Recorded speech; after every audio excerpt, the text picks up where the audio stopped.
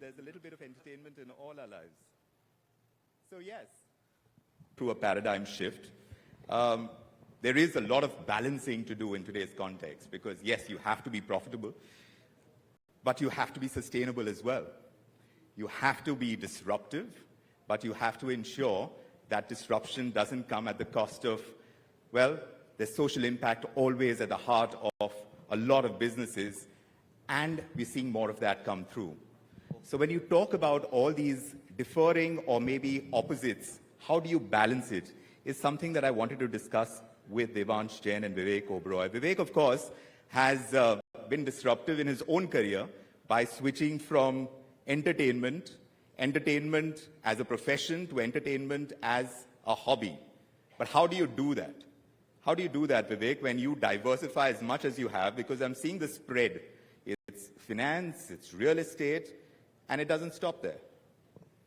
Well, it's always a pleasure speaking with you, Vikram. I think the journey from being an actor in front of the camera to being a director or managing director in the boardroom is quite an interesting one. It does bring in a lot more responsibility. I had to probably study and learn and equip myself with knowledge and information more than I studied when I was in school or college, with the focus to being an actor. But that did pay results. I think what's interesting, the predominant difference is anything that you want to scale, how do you scale beyond a point? I was lucky enough to have the leverage of, celebrity, being able to create more reach, but I found that the variables in my industry, whether you want to scale it economically, whether you want to scale it in terms of volume or content, it's still very limiting. I mean, it's very difficult to mitigate the variables that are there. And that's the reason I chose real estate. I felt that real estate was a strong space where I could, on the one hand with B&W Developments, scale the luxury real estate portfolio, which we're doing in the UAE, which by the grace of God, we're at almost $7 billion US now across 22 projects that we're doing there. So that scaled really well, 400 people working in the team. And then Nicest Finance came in with a great legacy of about 15, 16 years. Amit Goenka, a brilliant guy, doing phenomenally well in India. We partnered for the UAE market, raised $1 billion. We should have assets under development over the next couple of years of anywhere between $2 to $3 billion there. And there the idea was, how do you take assets that could be optimized below replacement value, right, and then refurb, rework those assets? How do you integrate technology to make it interesting? How do you create value that's exponential from there? And that's what we're seeing across the first 6 projects that we've acquired. We're seeing some phenomenal numbers. We're seeing anywhere between 24-25% IRR on dollar terms, all the way to 32-33% IRR on dollar terms. So I think that was very, very exciting in terms of how I could scale and create positive impact. We're also venturing into, for example, public housing. Yes. Right? In a place where everybody's talking about the gaming resort on Marjan Island, where we as B&W Developments are doing a lot of developments there. But how do you also bring in high-quality public housing for all those people that are going to be working in all these resorts? So those are the kind of thought processes that we're working on. So there are a lot of synergies that you build into the diversification that you do when you try and pull it all together. When it comes to you, Devansh, because I know your great-grandfather started in newsprint trade. From there to come into fluorochemicals and then to come into renewables, through your father and now you, that is a long stretch as well. And then to kind of see how you can synergize your operations towards a push for the future, because obviously you are scouting for possibilities of growth in the future. How do you actually decide that that's the direction to take when there is so much happening in every sphere? Look, to be honest, Vikram, there is some method to this madness, When Dad started the fluoropolymer business, and as they say, you've got to be agile and nimble-footed, right? And disruption is the name of the game. But effectively, he started with refrigerant gases. And there was the Montreal Protocol and the Kyoto Protocol, which eventually led to sunset of refrigerant gases. So we thrive in disruption. And Dad forward integrated into fluoropolymers. Yeah. So when you go into fluoropolymers, it elongates the entire life cycle for refrigerants because there is no greenhouse gas emission. Now, when we were in fluoropolymers, that's also the time when I was studying at Carnegie Mellon. I was getting done with my degree. And as I say, business is in the blood. I was always hearing business, breakfast, lunch, dinner, whenever it was. You just wanted to come back. So I did a dual degree and I came back in 3 years because I wanted to work. Yeah. And when I came back, we had these large cash flows. And we were looking at a diversification opportunity. Fortunately for us at that point in time, we also had the world's first UNFCCC registered CDM project, building the wind business. There were a lot of pitfalls, challenges, whatever we heard from McKinsey, they probably give the same strategy paper to 20 people. But you got to learn those and then navigate those challenges and create a model where you succeed. Correct. When we listed wind in 15, in fact, I was just talking to Nikunj outside. It was the largest IPO in India in about 2.5 years. And at that point in time, 1,000 crore IPO was huge. Today, 10,000 may be the norm. But effectively, that's how we went about building businesses.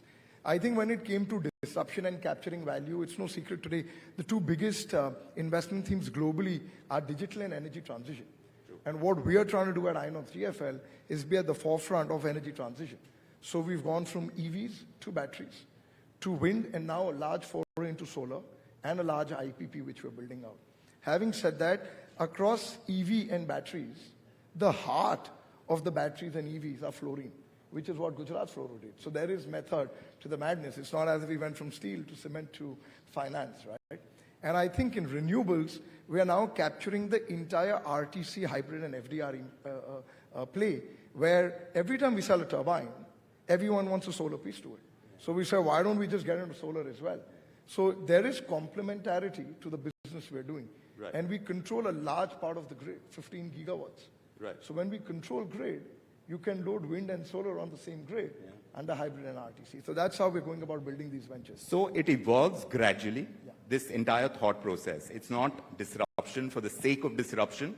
You obviously spot an opportunity, but you build as you go along. I think the key differentiator is, in both cases, has been that earlier the focus in any kind of business was just forward integration and backward integration. But now it's lateral ecosystem building. You build a whole ecosystem, and that kind of helps amplify growth exponentially. So disruption is in building an ecosystem and to build that architecture before you get into it. How easy is it to do that, especially when you're looking for finance? Do you look at internal accruals, or do you go out and decide that, look, I need to sell this disruption idea? Go ahead. Look, since you did it. Raising capital or finance could be easy or difficult. And, the way I say it is, if you've created value across the group or in businesses which you've been, it becomes that much easier. And if you've been through hell, and I tell you, Inox Wind was literally bankrupt when 30 players went bust. At that point in time, going and raising even 100 crores was a pain. And I'm not talking about the group, I'm just talking about the renewable arm. Today, we've created such massive wealth across wind, green, EV, that for us, we've, given where the markets are today, we've in fact just closed about 3,000 crores in the past 30 days, and at a pre-rev level in one of our EV ventures. I think what's important for many other businesses, it has to be a balance of valuation and internal accruals. Right. Look, if you're really going to go out and build something big, and if you're just going to keep waiting for internal accruals, it's going to take too long. Right. But if you can create value or show a moat, which is disruptive, a lot of stuff which Vivek is doing, or possibly what we're doing in our IPP company now, the valuations are so large, and people trust you because you've created value. Yes. That you can raise large amounts of capital yes. to build out these businesses. That's how we are building our business. So quickness is an important piece. When you're looking at an idea and it looks good to you and you're convinced about it, but to be able to kind of build on it, you need to kind of have all guns blazing. Vivek, when you were looking at scaling, you are looking at the possibilities within the entire ecosystem that you were trying to create. What exactly were you gunning for? What was the overriding theme that you had in mind that this is where I need to be? How clear were you on the other side, or do you build it as you go along? Because there is a certain element, like I started out by saying, of social impact, which is an important piece as well. How much do you need to factor that in when you see that image of the final, what you're getting at? Well, Vikram, it depends on the business. I'm involved across a spectrum of businesses, but when I'm looking at real estate, it's all fine to later say, oh, we thought of it well in advance. But some of it is on the fly, like when you're an actor and you're improvising in the middle of a scene. You have to improvise as you see opportunities coming along. With the biggest gaming resort in the world coming in at Marjan Island, at BMW Developments, we were the first mover, so we got a big advantage. Today, we have a large, a substantial portfolio there, but the growth that we never anticipated. It would be really fake of me to say that we thought it would, explode this way. But that allowed us a platform to now enter Dubai with strong financial backing. And just like Devansh said, that earlier it was a push mechanism where you had to go and knock on doors for capital, and now it's a pull mechanism. People will chase you, and you keep building from UHNIs to family offices, now institutions knocking on your door saying, can you do the same thing for us? But at the same time, with Nisus Finance, the whole idea was on the sustainable or SDG aspect. How do we tie in with a sovereign guarantee structure for really high quality, sustainable living, but for public housing? How do we make that available where they're insulated against the kind of tremendous value increment that you're seeing in the luxury segment? And how do you make that grow hand in hand? At the same time, with Nisus now, we've managed to build a really large portfolio with global giants coming in and knocking at our door. So if you say, what's the goal? How do you set a vision? I think with BMW Developments, the inspiration was Emaar. So how do we become the next Emaar, right? With Nisus Finance, it was like, how do we create a regional Brookfield, a regional Blackstone? How do we get there? What's the playbook to do that? How do we scale exponentially to achieve that? And since both companies are young but have already achieved remarkable milestones in a very short window, I think we're on the right path. So then this understanding of the competitive landscape, an important piece, and India and the kind of businesses that are thriving and growing and where opportunities are growing, you are competing on a global scale. How do you stay ahead of the curve? Because you need your own domestic regulatory framework to support your disruptive idea. It may not immediately, but maybe it will in the future. How do you do that? A couple of things, right? I think, at least for us, we have integrated operations. And that's how we become leaders in the sectors in which we operate. So, for example, in fluoropolymers, we're the world's second largest fluoropolymer producer because we have very, very integrated operations. If you're really going to compete on a global scale, you got to stop cribbing about China, right? At some point in time, there will be subsidies. At some point in time, there will be protection. But at some point in time, there will not be subsidies and protection. And at that point in time, the only thing which helps is your cost structure, number one, your efficiency in operations, and two, I think, constantly innovating to develop the best products. And I think that's what we've done. Of course, some of our businesses are domestic plays, and some of them are global plays. But at least on the battery and the chemical side, we are constantly disrupting in terms of the products which we're making, the advanced fluoropolymers and chemicals.